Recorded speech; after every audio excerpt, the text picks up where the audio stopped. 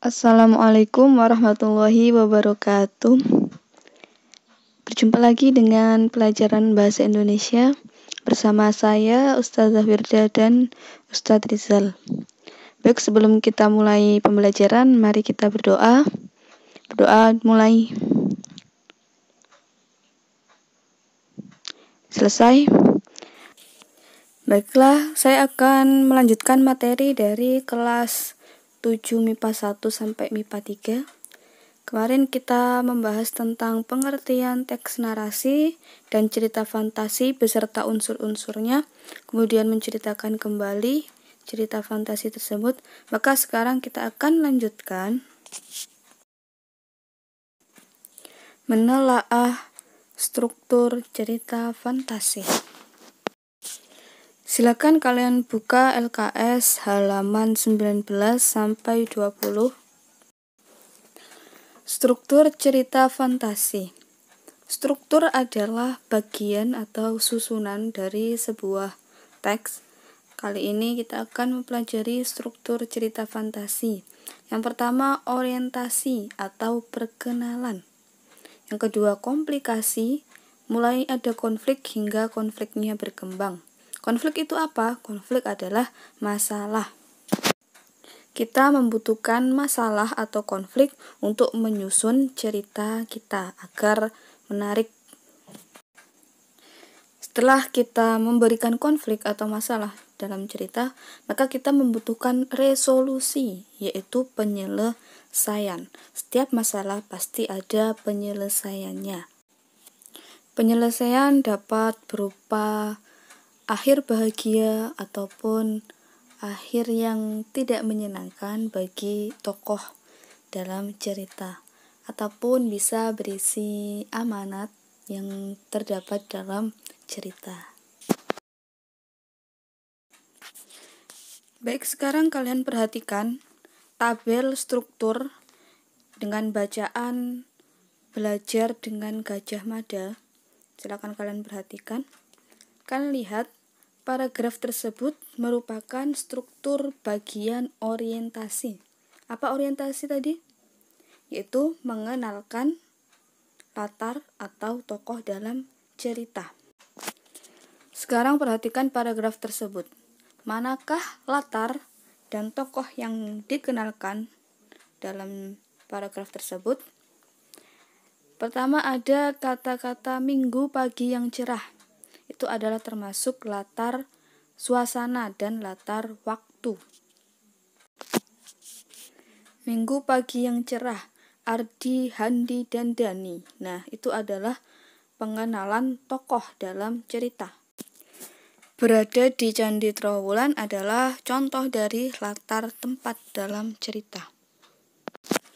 Kemudian perhatikan kalimat terakhir paragraf ini. Di tengah keramaian sampai titik. Itu adalah pengantar menuju konflik pada paragraf selanjutnya atau pada struktur selanjutnya. Selanjutnya kita akan masuk ke bagian komplikasi, yaitu mulai timbul masalah hingga masalah memuncak. Perhatikan di sini masalah yang ada pada cerita tersebut, yaitu dimulai dengan kata-kata tolong. Tiba-tiba terdengar suara Handi berteriak minta tolong. Jadi itu adalah awal dari masalah yang dialami oleh para tokoh. Kemudian konflik berkembang. Konflik selanjutnya yaitu mereka bertiga terseret masuk ke lubang itu. Dan selanjutnya mereka bertemu dengan laki-laki tegap dengan penuh wibawa. Selanjutnya setelah kita membaca beberapa konflik yang ada di dalam bacaan tersebut, kita akan menemukan resolusi bagian penyelesaian masalah. Penyelesaian masalah dalam cerita ini yaitu dalam kalimat terdengar dentuman keras, seakan ada yang mengangkat mereka bertiga. Tiba-tiba mereka sudah kembali berada di area Candi Trowulan. Nah, itu adalah penyelesaian dari masalah tersebut. Dan selanjutnya di paragraf terakhir, mereka bertiga bertekad menyelesaikan tugasnya tepat waktu. Seperti biasanya, mereka bekerja keras untuk menghasilkan sebuah karya. Itu adalah penyelesaian atau bagian resolusi dari cerita fantasi yang berjudul Belajar dengan Gajah Mada. Baiklah adik-adik sekalian, cukup sekian materi hari ini. Apabila ada pertanyaan, silakan ditanyakan di kolom pertanyaan yang tersedia. Kita akan bertemu lagi dalam pertemuan tatap muka ya segera. Semoga apa yang kita pelajari hari ini bermanfaat. Sekian dari saya. Wassalamualaikum warahmatullahi wabarakatuh. Assalamualaikum warahmatullahi wabarakatuh. Berjumpa lagi dengan saya dalam mata pelajaran Bahasa Indonesia. Saya harap kalian tetap jaga kesehatan dan jangan lupa selalu berdoa, khususnya doakan selalu kedua orang tua kalian. Oke, kita lanjut. Materi sebelumnya saya sudah membahas tentang kalimat langsung. Itu termasuk dari ciri kebahasaan sebuah teks narasi.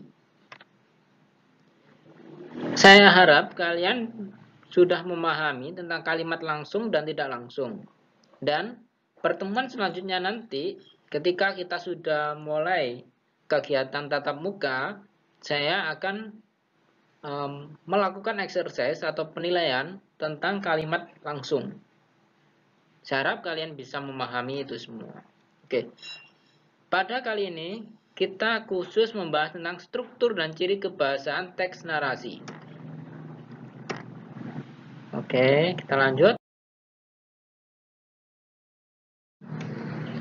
Apa yang akan kita pelajari? Yang pertama, struktur teks narasi. Kedua, contoh struktur teks narasi. Ketiga, penggunaan kata kerja. Keempat, penggunaan konjungsi kronologis. Dan yang kelima, penggunaan keterangan tempat dan waktu. Kita ulas satu persatu.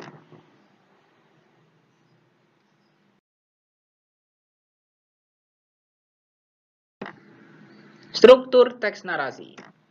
Tiap teks pasti memiliki sebuah struktur. Sebagai pembeda dari teks yang satu dengan teks yang lainnya. Struktur teks narasi menurut Kemendikbud tahun 2016 di halaman 63 itu ada 3. Yang pertama, orientasi, komplikasi, dan resolusi.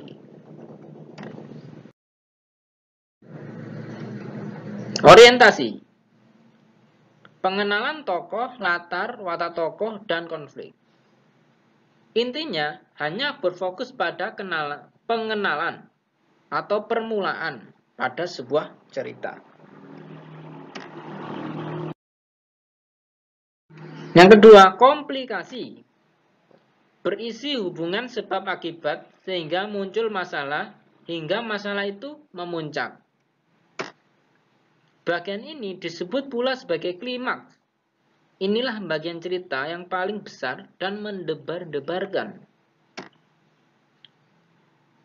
Di bagian ini terjadi peningkatan perhatian, kegembiraan, kehebohan, ataupun keterlibatan berbagai situasi yang menyebabkan bertambahnya kesukaran tokoh.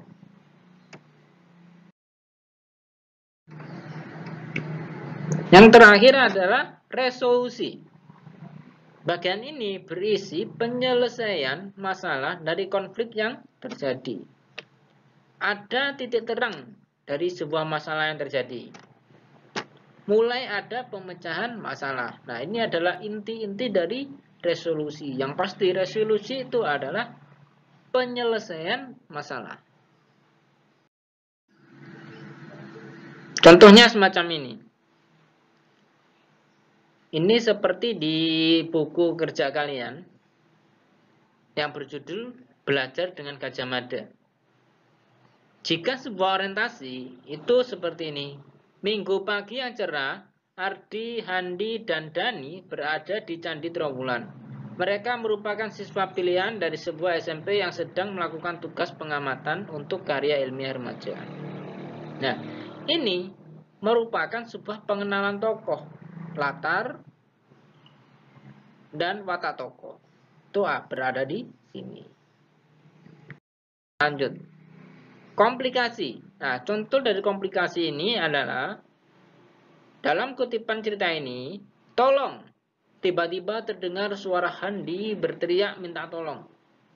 Dani dan Ardi yang berada tidak jauh dari tempat itu segera berlari menghampiri. Betapa kagetnya mereka berdua melihat Handi berada di sebuah lubang dan hanya kelihatan tangannya. Nah, ini kutipan cerita ini sudah memunculkan masalah, sehingga ini disebut komplikasi. Resolusi. Kita tahu bahwa resolusi itu adalah penyelesaian masalah. Nah, di sini benar kata Gajah Mada tadi.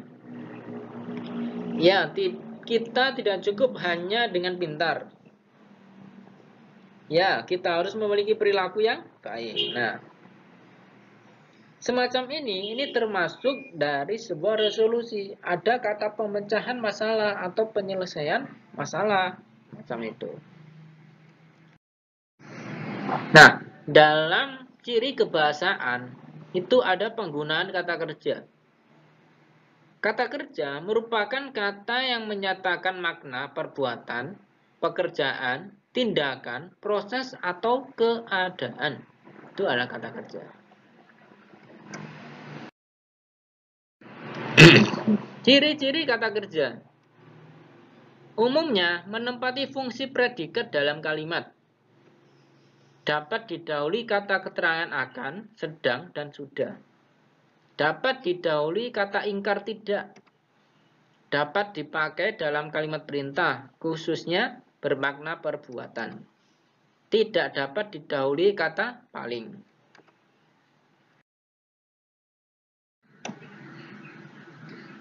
Contoh. Kata kerja yang menyatakan suatu peristiwa seperti menyuruh, membersihkan, dan menghindar.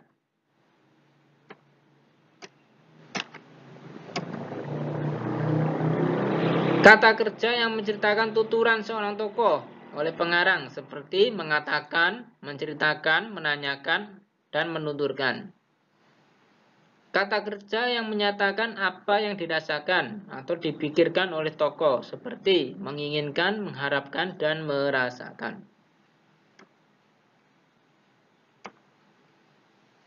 Kata kerja transitif memerlukan objek seperti membawa buku, mengambilkan hadiah, dan lain-lain. Kata kerja intransitif tidak memerlukan objek seperti pergi, terkejut, memburuk, dan lain-lainnya. Kemudian penggunaan konjungsi kronologis. Penggunaan urutan waktu untuk menandakan datangnya tokoh lain atau perubahan latar, baik latar suasana, waktu, dan tempat. Kata sambung urutan waktu, setelah itu, kemudian, sementara itu, bersama dengan itu, tiba-tiba, ketika, sebelum, dan sebagainya. Ini termasuk konjungsi kronologis. Gunanya untuk menandai datangnya tokoh lain atau perubahan latar, suasana, ataupun waktu. Penggunaan keterangan tempat dan waktu. Pada suatu pagi di sungai, seekor ikan bertemu dengan ular yang cantik dan elok. Nah, ini menandakan sebuah penggunaan keterangan tempat dan waktu. Kita lihat, pada suatu pagi, dia termasuk waktu. Di sungai, termasuk keterangan tempat. Nah, semacam itu.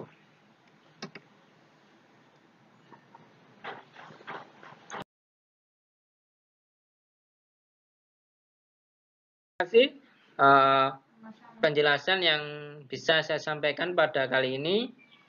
Tolong kalian pelajari dengan baik. Nanti ketika sudah tatap muka, saya akan bertanya kepada kalian dan saya harap kalian bisa menjawabnya dengan baik. Oke, saya akhiri. Assalamualaikum warahmatullahi wabarakatuh.